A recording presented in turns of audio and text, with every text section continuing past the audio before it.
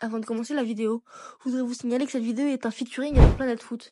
Alors la moitié va être racontée par moi et la deuxième moitié par Planète Foot. Alors c'est parti pour l'histoire de Nicolas Anelka.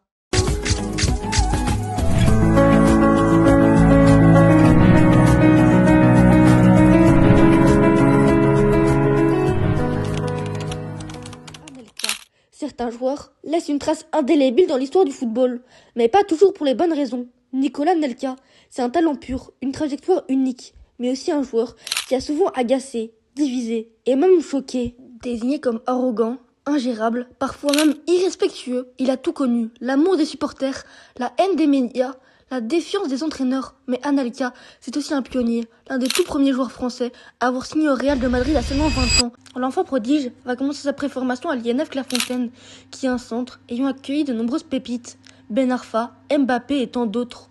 C'est là qu'il va faire ses premiers pas dans le football professionnel. Très rapidement, il va signer son premier contrat avec le Paris Saint-Germain. Il va commencer en National 2. Je finis la troisième saison, j'arrive à Paris et j'intègre directement le groupe N2. Très difficile au départ. Quand tu passes du 17 à N2, tu joues contre des mecs qui ont de l'expérience, des mecs plus vieux, donc c'est très difficile au départ. Et au bout de 6 mois, tout se passe, ça se passe mieux et ça se passe bien après, par la suite, puisque je commence à marquer des buts et je commence à être l'un des meilleurs joueurs de l'équipe.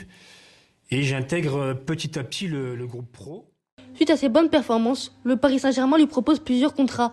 Nicolas Anelka reste sûr de lui. Il les décline toutes, laissant que le Paris Saint-Germain n'exerce pas confiance. Il veut continuer sa carrière et jouer des matchs. Lui-même le dit, il ne joue pas pour l'argent, mais bien pour le beau jeu. Alors qu'Anelka n'a que 17 ans, il fait un choix très surprenant et qui va diviser à travers toute la France. Il n'a que 17 ans, c'est un des espoirs de Paris Saint-Germain, il a été formé au club.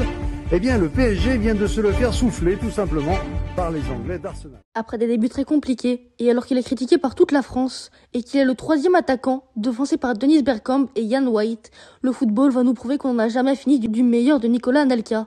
En effet, Ian White va se prendre un carton rouge. Nicolas a 2 matchs pour faire ses preuves. Et il va le faire en marquant un doublé, puis un triplé. Saison 97-98, Anelka permet à Arsenal de remporter la PL et la FA Cup. Il est un élément majeur de la saison d'Arsenal. Grâce à sa rapidité et son explosivité, il explose son compteur de buts. 18 buts et 15 passes décisives. Un record pour le joueur. En 1999, Anelka choque la planète foot. Il signe au Real de Madrid pour 35 millions d'euros, ce qui lui vaudra le surnom du Sulk, le boudeur. Tout le monde le critique. Pourquoi faire ce choix alors qu'il était si bon à Arsenal? Après Arsenal, direction le Real Madrid. Et là, c'est pas la même histoire. Anelka arrive en mode transfert galactique, mais il fait direct l'unanimité contre lui. Il tire la tronche par la personne et ignore même ses coéquipiers à Madrid. Ça se passe pas. Là-bas, t'es pas juste un joueur, t'es une vitrine. Et lui, il veut pas faire semblant. Résultat, ambiance glaciale dès le début. Ses coéquipiers le supportent pas. Le capitaine dit qu'il dit même pas bonjour. Le mec boude, sèche les entraînements et finit carrément mis à l'écart. Mais malgré tout ça, quand ça compte vraiment, il répond présent. Demi-finale de Ligue des Champions contre le Bayern. Il claque 2 buts décisifs. Comme s'il disait, je parle à personne, mais je marque. Allez, je laisse la suite à Planète Foot. Le retour au Paris Saint-Germain. Mesdames et messieurs, bonsoir. Le retour de la star, Nicolas Anelka, accueilli comme un roi au Parc des Princes. L'international français a été acheté à un prix d'or pour un peu plus de 215 millions de francs. L'ex-attaquant du Real de Madrid a signé un contrat de 7 ans avec le PSG. Retour à Paris donc, mais son deuxième passage au PSG, c'est pas le grand comeback qu'on attendait. Il revient avec l'étiquette de star mais sans vraiment briller. Quelques bons matchs, quelques tensions, mais rien d'historique. C'est pas l'amour fou avec les supporters ni avec le club. On sent qu'il est là sans vraiment y être, et très vite, il refait ses valises. Manchester City. Après un bref passage raté à Liverpool, il signe à Manchester City.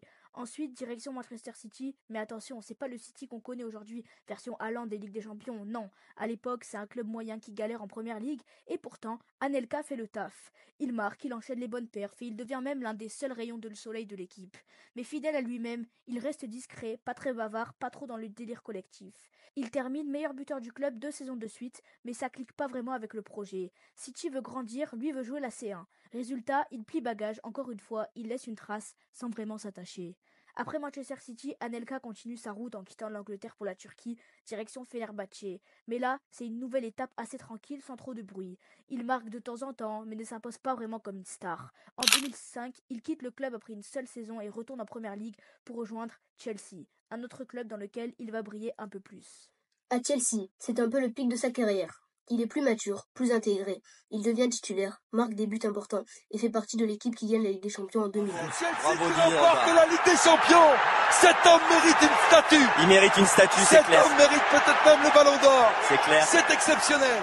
Exceptionnel. Ce n'est pas l'élément clé de cette victoire, mais il contribue beaucoup à l'aventure.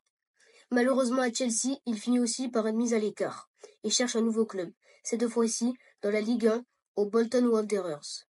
Il se refait une petite réputation là-bas, mais c'est clairement la fin de sa carrière au plus haut niveau. Il fait quelques derniers passages avant de se retirer définitivement en 2015. Anelka, c'est un peu l'histoire d'un talent brut, mais mal géré. Un joueur qui a traversé les plus grands clubs sans jamais vraiment y trouver sa place, mais qui a laissé une empreinte dans l'histoire du football. En conclusion, Nicolas Anelka, c'est un peu l'histoire d'un talent pur qui n'a jamais trouvé une vraie stabilité. Il a joué dans les plus grands clubs, côtoyé les meilleurs, mais à chaque étape, ses relations avec ses équipes et ses dirigeants ont souvent été tendues. Entre son attitude en dehors du terrain et ses choix parfois inattendus, il a autant été admiré pour son talent que critiqué pour son comportement. Aujourd'hui, il reste un joueur complexe, difficile à cerner, un mec capable de tout, bref, un génie du foot, mais un outsider dans l'histoire du sport. Et c'est ça en fait qui rend son parcours fascinant. Avant de quitter la vidéo, n'hésite pas à liker, à commenter, à t'abonner à ma chaîne et à celle de Planète Foot. Sa chaîne est mentionnée dans la description. Et je vous dis ciao et à bientôt pour une nouvelle vidéo.